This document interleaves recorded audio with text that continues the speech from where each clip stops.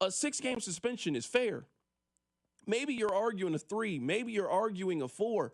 I think just based on the presence of Sue L. Robinson and what we know her interpretation of the rules to be, I think he was going to get a 6-game suspension at a minimum due to a violation of the personal conduct policy. I don't care how big of a Chiefs fan you are, you got to acknowledge that Rashee Rice broke the personal player conduct policy.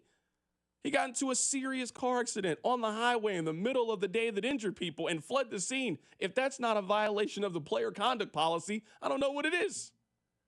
So a 6-game suspension is more than fair. Anything more than this, I think, would have been excessive, and I think there was real grounds to fight.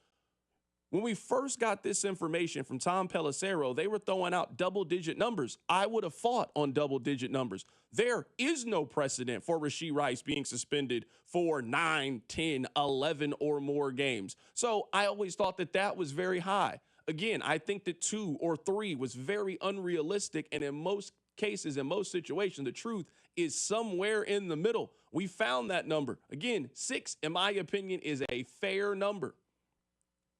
The second part of this is it gives Rashee Rice more time post-injury. He had a serious knee injury last year that forced him to miss basically the entire season last year. He missed a season worth of Chiefs games. So he gets now an extra 6 weeks of rehab, of working out, of training, of getting better, so he can come back week 7 and help this team get back to another Super Bowl and possibly win one. Having more time to heal and rest up and train, I'm not going to seem like that's the worst thing that can possibly happen.